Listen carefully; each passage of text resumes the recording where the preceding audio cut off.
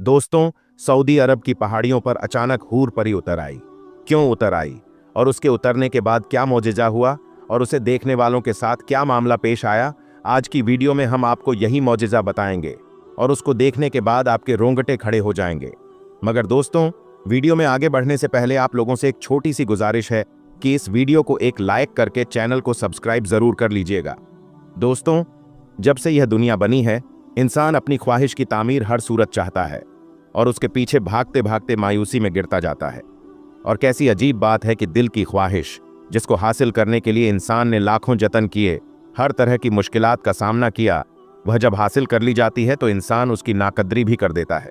दोस्तों, यह वाकया जो आज हम आपको बताने वाले हैं, यह इबरत है ऐसे लोगों के लिए जो अपनी ख्वाहिश को पाकर उसकी कद्र नहीं करते। दोस्तों, बात आज की नहीं है, मगर आपको आज की ही लगेगी। सालों पुरानी बात है। हिंदुस्तान में एक मुस्लिम शख्स जिसका नाम अली जमाल था। यह कहानी तब शुरू हुई जब अली जमाल अपनी जवानी में उम्रा करने सऊदी अरब गया। इबादत के दौरान उस पर एक अजीब कैफियत तारी रही। वह 5 वक्त का नमाजी, परहेजगार, नेक शख्स था। उम्रा के दौरान जियारत करते हुए सफ़ा मरवा की पहाड़ियों पर अचानक रोशनी दिखाई दी और उसे इंतहा खूबसूरत हूर परी का चेहरा दिखाई दिया, जो थी तो नकाब पोश, मगर उसका हुस्नो जमाल ऐसा था कि वह देखता ही रह गया। उस हूर परी के सफ़ेद पर सरक रहे थे। यह कैफियत चंद सेकंड की थी, मगर चंद सेकंड की झलक उसे दीवाना कर गई। वहां जायरीन की भीड़ की तरफ देखते हुए उसे लगा कि यह मंजर सबने देखा होगा, मगर दोस्तों, यह मंजर शायद उसी ने देखा था। हकीकत में या तसव्वुर की आंख में, यह तो अल्लाह ही जानता है। लेकिन हुआ कुछ यूं कि बाकी उम्रा के अमल में वह बस इसी ख्याल में खोया रहा और उसका दिल किसी सूरत में चैन नहीं कर रहा था। वह उम्रा अदा करके घर वापस आया तो खोया खोया सा रहता था। घर में उसकी बस एक माँ थी। बाप का इंतकाल बचपन में ही हो चुका था। उसके लिए उसका कुल सरमाया सिर्फ उसकी माँ थी, मगर उम्रा से वापसी पर वह माँ को भी वैसे ना मिला जैसे वह मिला करता था। माँ फौरन समझ गई कि कुछ ना कुछ तो मसला है। उसने पूछा, मगर अभी जुबान ने कोई जवाब ना दिया। उसके बाद जमाल ज्यादातर इबादत में मशगूल रहने लगा। आधी आधी रातों को उठकर जाए नमाज पर दहाड़े मार मार कर रोता। माँ का इकलौता था। माँ को फिक्र रहने लगी। उसने यह जिक्र अपनी एक बहन से किया तो उसने एक मशवरा दिया कि बेटे की उम्र शादी की हो चुकी है, उसकी शादी कर दो, देखना वह ठीक हो जाएगा।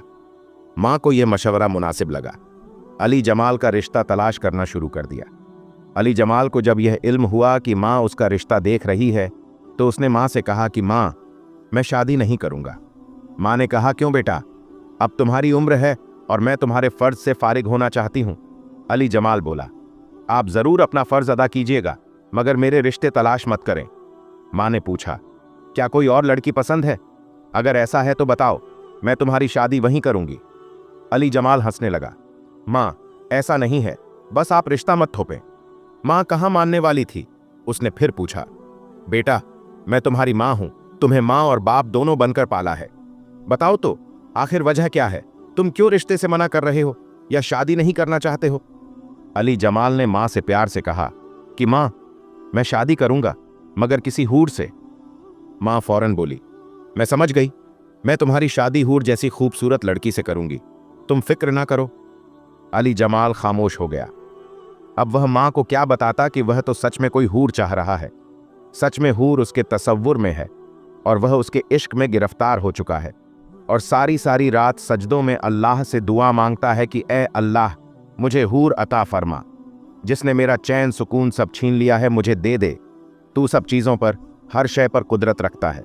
बस मैं भी शादी इस हूर से करना चाहता हूँ जिसका तसव्वुर तूने मेरे दिल में बसा दिया है। तू मेरी दुआ कबूल फरमा, ए मेरे परवरदिगार। दोस्तों, अली जमाल दीवानावार दुआ में अपनी हूर परी मांगता रहा। दिन, महीने, साल गुजरने लगे। माँ ने ढेर खूबसूरत लड़कियां ढूंढीं, मगर अली जमाल इनकार करता रहा। उसे कोई लड़की पसंद ना आई। फिर दोस्तों, एक दफा रमजान का महीना था।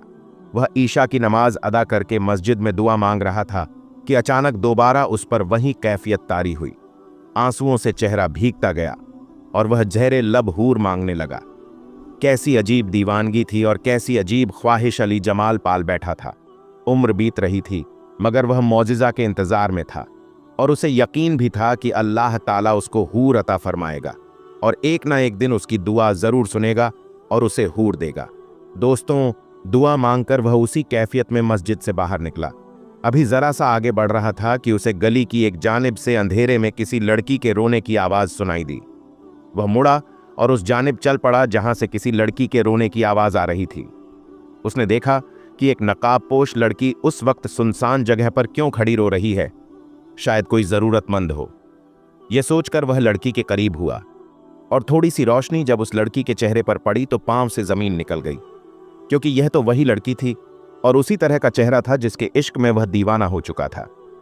अली ने हिम्मत करके कांपती आवाज में उस लड़की से पूछा कि तुम कौन हो और यहां खड़ी आखिर क्यों रो रही हो। उस लड़की ने रोते हुए बताया, मैं बेसहारा हूं और यतीम खाने से भाग आई हूं, मगर नहीं जानती कि कहां जाऊं। वह मुझे गलत कम करवाना चाहते थे, इसीलिए मैं वहां से भागा। और अब रात में कहां जाऊंगी? भूखी प्यासी, जेब में कोई पैसा नहीं। अली जमाल को, जहां वह पहली नजर में ही भाग चुकी थी, उसके दिल को करार महसूस हो रहा था। वह समझ गया, अल्लाह ने वैसे ही नैनो नक्श की लड़की को उसकी दुआ के नतीजे में उसे अता फरमाई है। उसने कहा कि तुम फिक्र मत करो, करीब में ही मेरा घर है।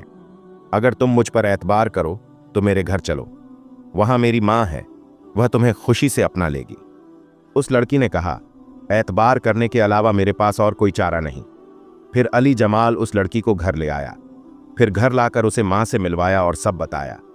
मां ने जब उस लड़की को देखा और कहा, परेशान मत हो, मुझे अपनी मां समझो, ये आज से तुम्हारा घर है। तुम्हारा नाम क्या है?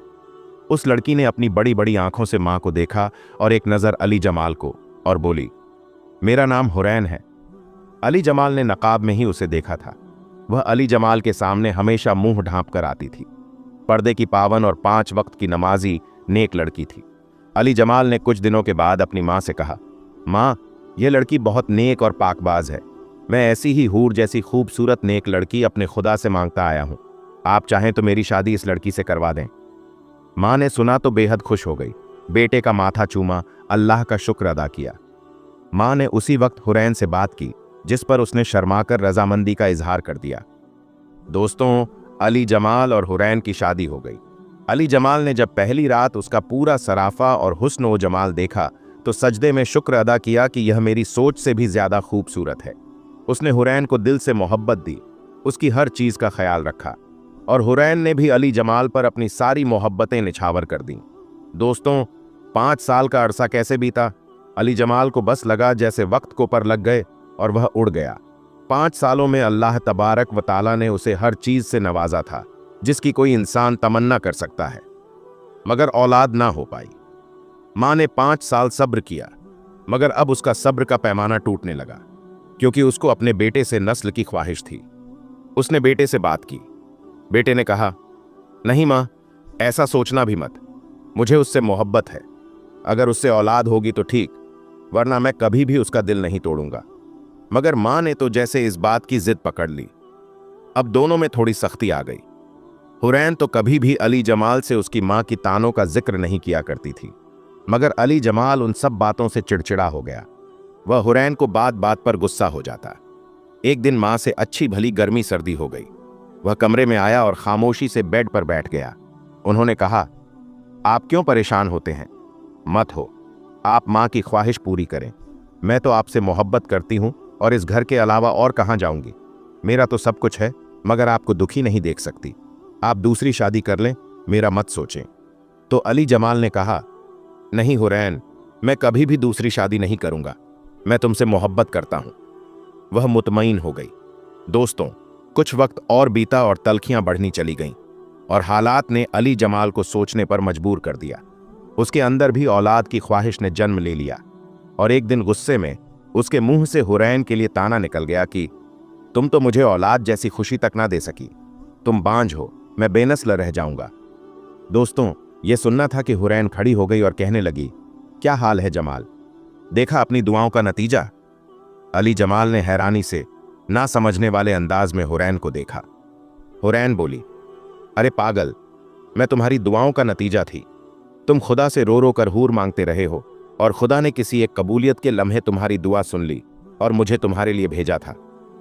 अली जमाल ने कांपते अंदाज में पूछा, तुम क्या बोल रही हो? इस बात का क्या मतलब है? हुरैन का दुपट्टा गिरा और बोली, अरे रे पगले, तुम अल्लाह से हूर मांगते थे और हूरों के यहां औलाद नहीं हुआ करती।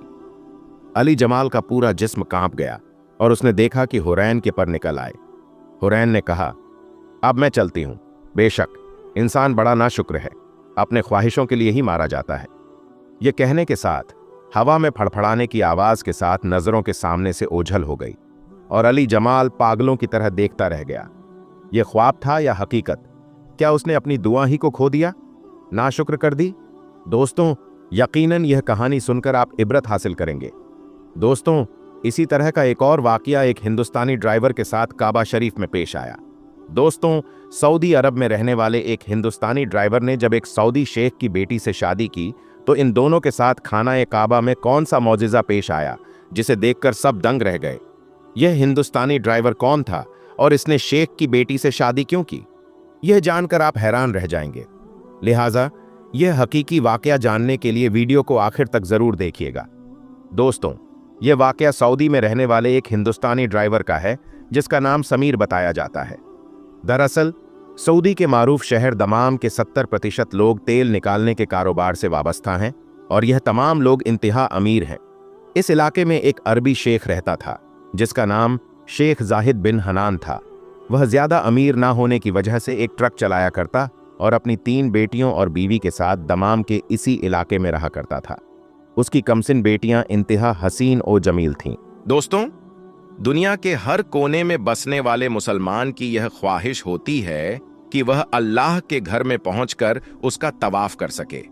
आज की इस वीडियो में हम आपको एक ऐसी औरत के बारे में बताएंगे जो 40 साल तक खाना काबा के तवाफ के लिए तरसती रही।